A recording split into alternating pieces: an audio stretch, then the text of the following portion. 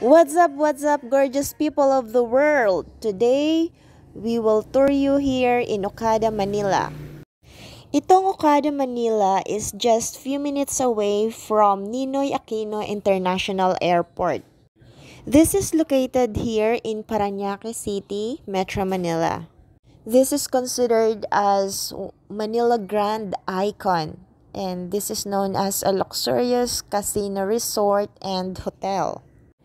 Napakahigpit ng security dito. Bawat sasakyan talagang i-check isa-isa gamit ang kanilang K9.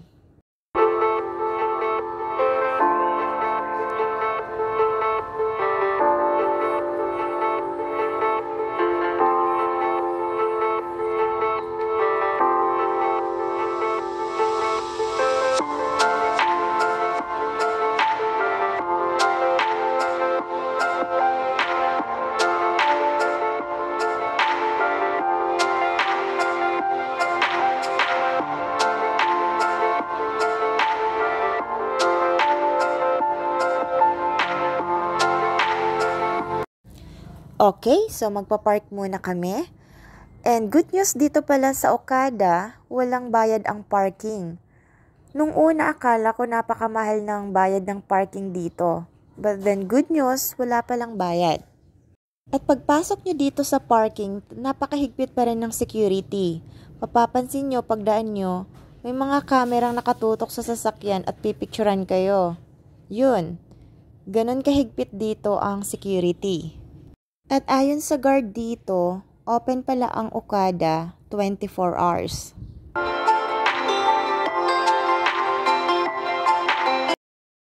Alright, so we're already here inside the Okada building. And nakalimutan ko lang videohan pala kanina. Pero kukwento ko na lang. Bago kami nakapasok sa entrance, yung lahat ng gamit namin, pinascan muna siya. And bawat isa na papasok, kinukunan mo na ng picture. So, ganun talaga kahigpit ang security dito. At hindi pwedeng nakasuot ka ng face mask. Ipapatanggal muna nila yung face mask mo bago ka nila kukunan ng picture.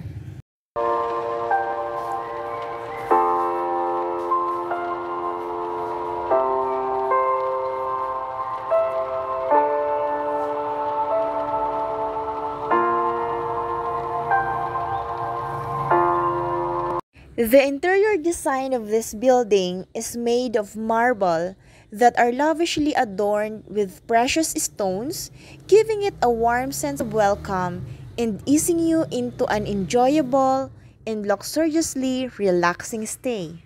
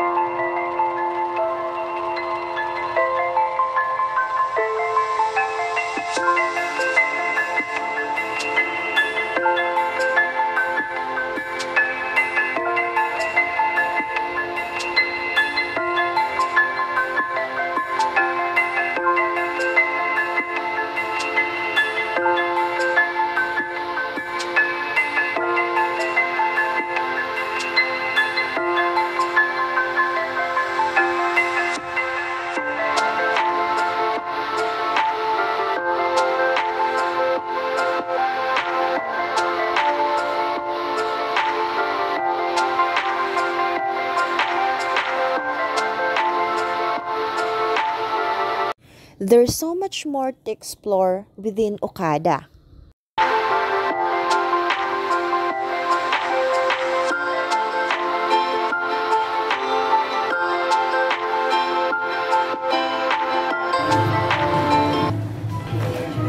Yan yung ATM dito.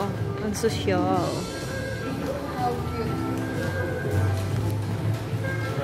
Let's go! Sayang ng fountain show.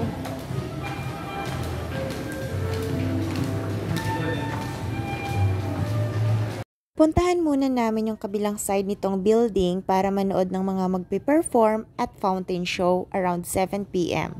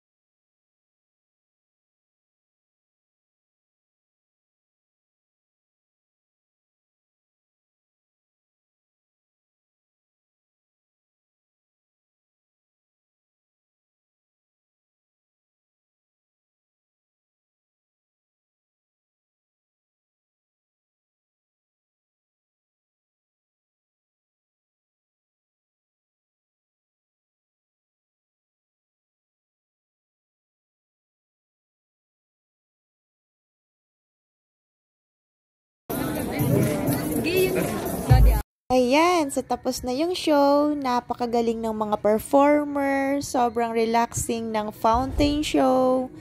Ay, ang sarap dito sa Okada. So ngayon, pagpapatuloy natin yung tour dito sa Okada.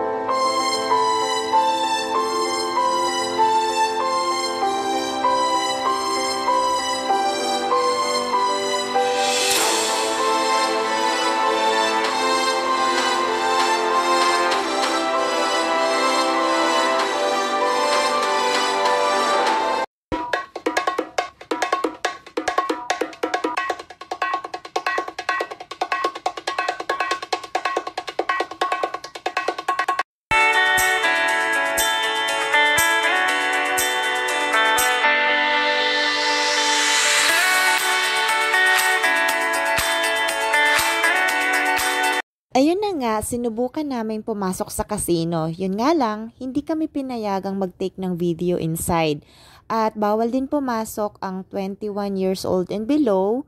So, hindi nakapasok yung aming mga nieces. Kami lang ng Malco at inikot-ikot namin yon. At doon namin nakita yung iba't ibang mga ginagawang mga laro na hindi naman namin alam paano. Nood-nood lang kami and lumabas din agad dahil nga maraming naninigarilyo.